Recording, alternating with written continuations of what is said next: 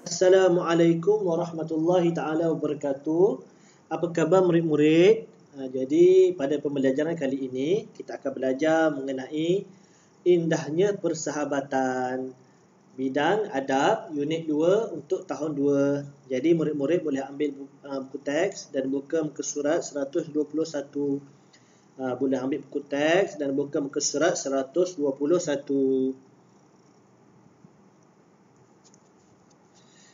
Jadi pertama sekali kita nak tahu apa itu maksud sahabat ataupun kawan lah. Jadi sahabat ini ialah orang yang dikenal rapat dan disukai. Mereka sentiasa bersama-sama dengan kita ketika susah dan senang. Maksudnya sahabat ini ialah orang yang kita kenal dan orang yang kita rasa senang bila duduk dengan dia. Bila kita rasa susah, kita boleh berkongsi dengan dia. Bila dia rasa susah, kita pun boleh tolong dia. Inilah maksudnya kita sama-sama suka. Sama-sama suka apabila berada bersama-sama. Itulah maksud sahabat. Okey, seterusnya mari kita tengok dalil nakli daripada hadis Nabi. Kenapa pentingnya kita bersahabat? Kenapa kita kena ada kawan? Kerana Nabi Muhammad SAW bersabda, la yu'minu ahadukum hatta yuhibba li akhihi ma yuhibbu li nafsihi. Maksudnya tidak sempurna iman seseorang daripada kamu sehingga kamu kasihi saudara yang lain seperti diri sendiri. Maksudnya tidak sempurna iman. Iman kita ni belum sempurna lagi. Nabi beritahu. Jadi macam mana kita nak sempurnakan iman kita? Kita mestilah mengasihi saudara yang lain seperti diri sendiri. Siapa saudara kita? Ni kawan-kawan kita. Saudara apa? Saudara se-Islam. Yang mana Islam, kita mestilah mengasihi. Mengasihi ni macam mana? Maksudnya kita jaga dia macam kita jaga kita. Kalau kawan kita buat keburukan, kita tegur dia. Kita anak dia buat jahat, sama juga macam kita. Kita pun tak nak buat perkara-perkara yang tidak elok kan. Begitulah kita tak nak kawan kita pun buat perkara yang tidak baik. Di sini ada satu kisah persahabatan. Ustaz nak kongsilah. Di mana kisah ini adalah berkaitan Din dan Basri. Nama dua sahabat ni. Jadi Din dan Basri ini bersahabat baik. Mereka bantu-membantu dan nasihat menasihati. Mereka tidak pernah memanggil sesama mereka dengan panggilan yang buruk. Din dan Basri ni sahabat baiklah. Okey, seterusnya. Pada suatu hari ketika pulang dari sekolah, Basri ini dia telah terjatuh. Din membantu Basri membawanya pulang ke rumah. Keesokan hari, Din menziarahi Basri dan memberikannya buah tangan. Din mendoakan agar Basri kembali sihat. Jadi pada hari ini Basri ni dia telah jatuh. Jadi Din ni dia nampak Basri jatuh, dia pun cepat-cepat pergi tolong Basri dan bawa dia pulang ke rumah dia.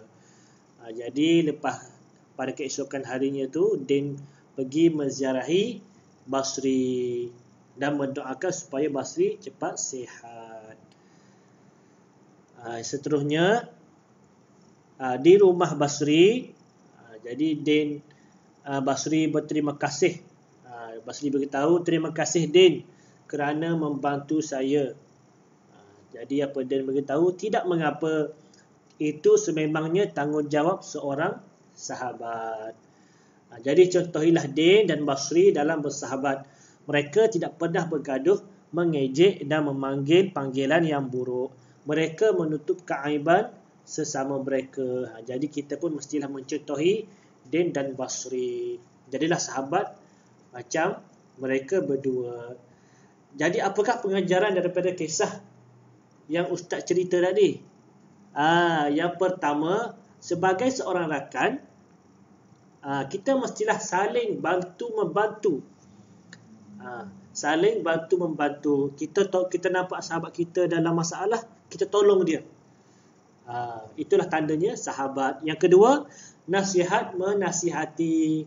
Kita buat salah, sahabat kita nasihat kita. Kalau sahabat kita buat salah, kita pun nasihat sahabat kita. Itulah sahabat yang sejati. Yang ketiga apa?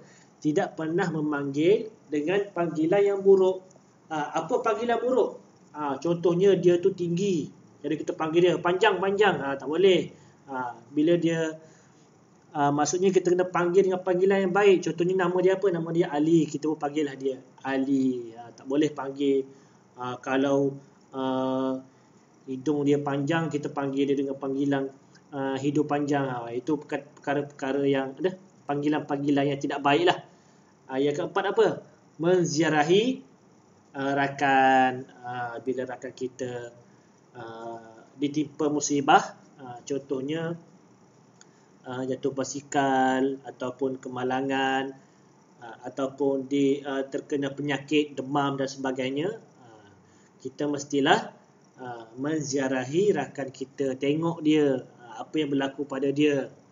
Dan yang kelima, kita mestilah sentiasa mendoakan untuk sahabat. Sentiasalah berdoa. Doa mohon apa? Mohon semoga Allah menjaga sahabat kita. Kenapa? Kerana apa yang kita doakan untuk sahabat kita, moga-moga Allah juga memberi balik doa itu kepada kita. Maksudnya apa kita doakan, itulah yang kita akan dapat.